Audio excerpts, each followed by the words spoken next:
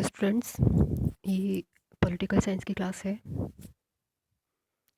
आज का जो आपका टॉपिक है वो है राम मोहन राय के धार्मिक विचार। इससे पहले की जो क्लास थी उसमें आपने राजा राम मोहन राय के बारे में जाना था और उनके राजनीतिक विचारों का अध्ययन किया था। आज हम उनके धार्मिक विचारों के बारे में अध्ययन करेंगे। तो चलिए शुरू करते हैं आज का टॉपिक। देखिए, राजा राम मोहन राय जो थे वो एक धार्मिक विचारक थे। उन्होंने लगभग सभी धर्मों का अध्ययन किया था और हम यूँ भी कह सकते हैं कि उनके विचारों पर धर्म का बहुत बड़ा प्रभाव था।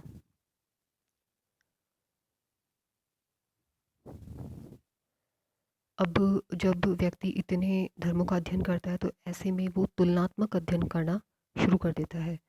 तो उनके जो धार्मिक विचार थे वो विभिन्न धर्मों के तुलनात्मक अध्ययन पर आधारित थे। साथ में उनके विचारों में हिंदुत्व का, इस्लाम का, बौद्ध धर्म का, ईसाई धर्म का, इन विचारों का कॉम्बिनेशन दिखाई देता है।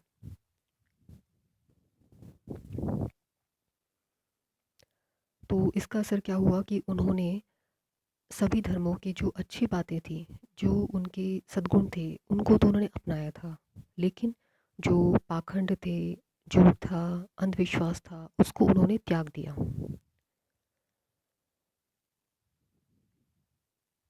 जैसे हम हिंदू धर्म की बात करें तो रॉय ने हिंदू धर्म में जो विद्यमान नैतिकता है, मानवतावाद की जो बात है, उसको उन्होंने स्वीकार किया। लेकिन मूर्ति पूजा को, बहुदेववाद यानी बहुत सारे ईश्वर को मानना, अवतारवाद, इन सब को उन्होंने अस्वीकार कर दिया। तो इस प्रकार से उन्होंने हर धर्म में से अच्छी बातों को तो लिया और जो गलत बातें थी, जो अंधविश्वास थे, जो इलॉजिकल बातें थी,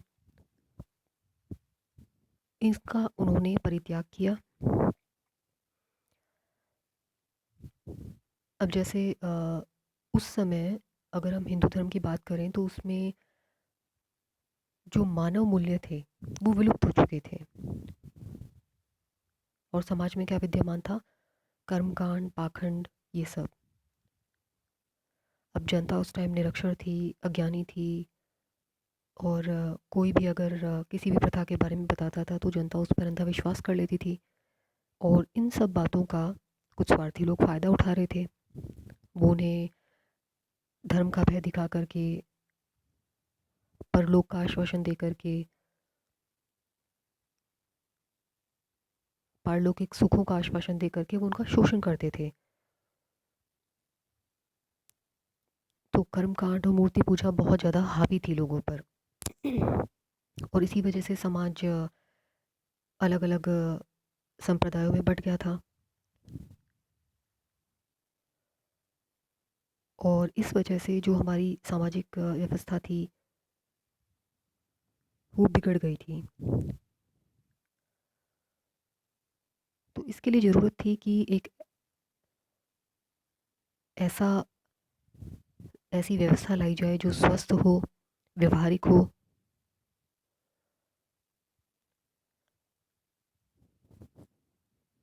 तो इन्होंने ब्रह्म समाज के माध्यम से धार्मिक विश्वास की स्थापना का प्रयास किया। अब इनके हम धार्मिक विचारों के बारे में अध्ययन करते हैं। जैसे कि बहुदेववाद का विरोध, या इसे यूँ भी कह सकते हैं कि एकेश्वरवाद का इन्होंने प्रतिपादन किया। समाज में देखिए उस समय क्या था कि लोग बहुदेववाद में विश्वास रखते थे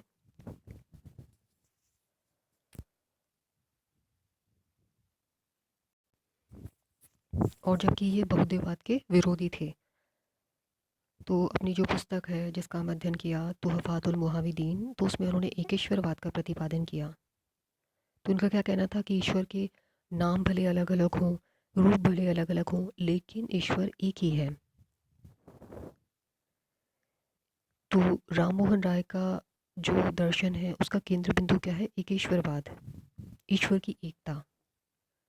उनका कहना था कि इस विश्व को कोई एक सर्वशक्तिमान आध्यात्मिक सत्ता है जो संचालित कर रही है। सभी धर्मों के मूल सिद्धांतों में एकता है, ये उनका कहना था कि ईश्वर एक है, निराकार है, शाश्वत है, वही सृष्टि का रचयिता है, उसका संरक्षण करने वाला है, वह समस्त विश्व का कल्याण करता है।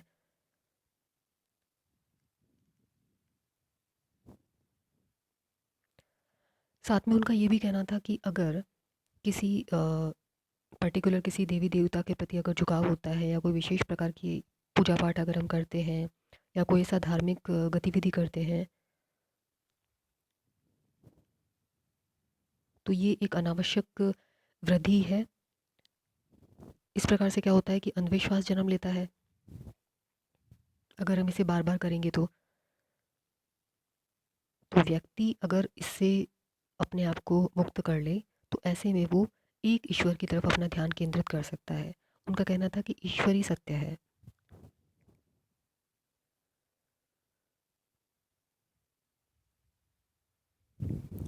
इसी के साथ तो उनके दूसरे विचारों को हम जानते हैं। मूर्ति पूजा का विरोध।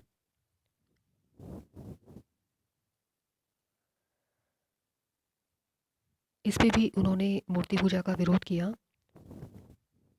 तो ये मूर्ति पूजा एक्चुअल में उन्हें क्या लगता था कि ये एक तरीके से ईश्वर के और भक्त के मध्य एक मध्यस्थ है और वो इस मध्यस्थ की ज़रूरत को नहीं आवश्यक नहीं समझते थे। वो इसे क्या कहते थे कि ये भी एक स्वार्थी वर्ग के द्वारा फैलाया गया एक पाखंड है। अब उस समय क्या हो रहा था कि मूर्ति पूजा की वजह से लोग विभाजित हो गए थे। समाज की जो एकता थी वो नष्ट हो गई थी। सबने अपने अपने ईश्वर को बांट लिया था। तो उन्होंने प्राचीन हमारे जो भारतीय ग्रंथ हैं इसका उन्होंने उदाहरण देकर के कहा कि हिंदू शास्त्रों में इसको कोई स्थान नहीं दिया गया है और ना ही ये कभी उनका अंग रही है। फिर अपनी वैज्ञानिक सोच पे उन्होंने इसे कभी भी खरा नहीं पाया।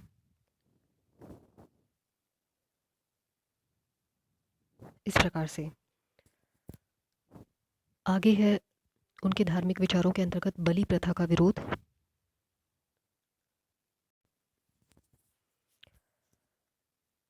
तो उन्होंने उस समय बलि प्रथा का विरोध किया और इसे उन्होंने अनैतिक माना, मानवता विरोधी माना, घृणित माना और साथ में उन्होंने ये भी कहा कि बलि प्रथा का कोई धार्मिक आधार नहीं है।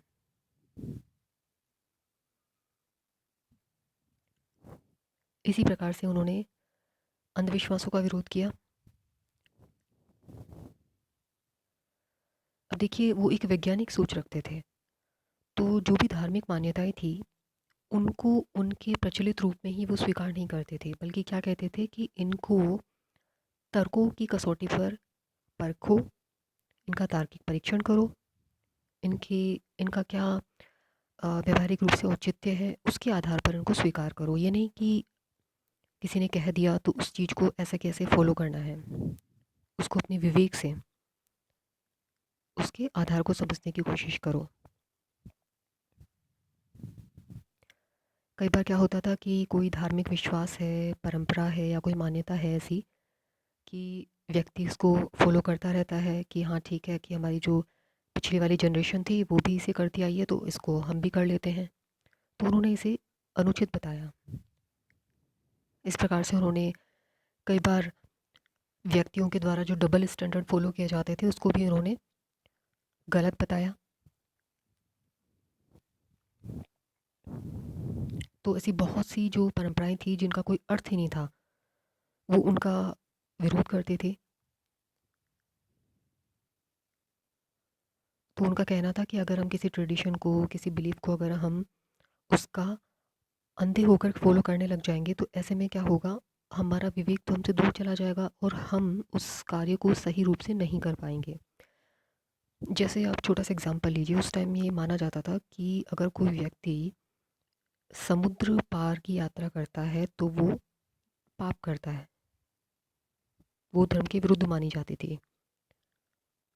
तो उन्होंने इस चीज़ को चुनौती दी और इसको गलत साबित करने के लिए, इस परंपरा को गलत साबित करने के लिए उन्होंने समुद्र पार की यात्रा की, यानी कि वो इंग्लैंड की यात्रा पर गए।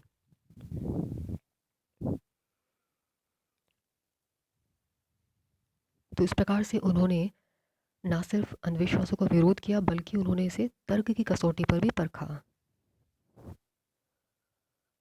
आगे हम बात करते हैं धार्मिक सहिष्णुता का समर्थन। देखिए, राय जो थे वो धार्मिक सहनशीलता में विश्वास करते थे। अभी हमने अध्ययन किया कि उन्होंने ईश्वर एक है इसमें बिलीव किया, तो वो मानते थे कि सभी जो व्यक्ति हैं वो एक ही परमपिता परमात्मा की संतान है। तो ये अनावश्यक जो लोगों ने विभाजन कर रखा है इसे वो अनुचित मानते थे।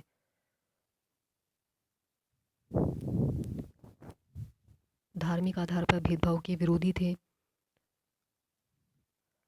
और देखिए उनकी कितनी बड़ी बात है कि इस धार्मिक उदारता को उन्होंने अपने जीवन में इस सीमा तक अपना लिया था कि जब उन्हें लोग देखते थे, उनसे मिलते थे, तो वो ये नहीं पहचान पाते थे कि वो किस धर्म के फॉलोअर हैं, किस धर्म का पालन करते हैं। तो अगर उन्हें किसी धर्म में कोई अच्छाई लगती थी, कोई अच्छी बात नज़र आती थी, कोई सद्गुण लगता था तो उसका वो सपोर्ट करते थे। लेकिन अगर ऐसा होता था कि कोई बुराई दिखती थी तो वो उसका भी विरोध करते थे। तो उनके बारे में एक बात भी कही जाती है कि ना तो वो हिंदू थे, ना मुसलमान थे और ना ही ईसाई थे। तो सच्चा धर्म किसको मानते थे? वो मानते थे मानव की सेवा करना ही क्या है, सच्चा धर्म है। तो इस प्रकार से देखिए उन्होंने धर्म को आडंबरों से मुक्त करने का अपना पूरा प्रयास किया। उनका क्या मानना था कि धर्म जो है वो व्यक्ति को जोड़ता है, उन्हें पास में लाता है, न कि उनको विभाजित करता है, उनको तोड़ता है। साथ में वो ये भी कहते थे कि जो जिस धर्म में नैतिकता है, मानवता है, परोपकारिता है, वही धर्म श्रेष्ठ है। वो व्यक्ति को आपस में जोड़ेगा, एक दूसरे के निकट लाएगा। तो उन्होंने हर एक धर्म का समान रूप से आदर किया।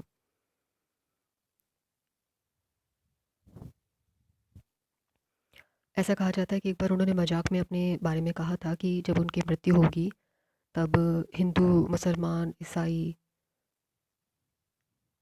सब उनके मृत शरीर पर अपन अपना दावा करेंगे।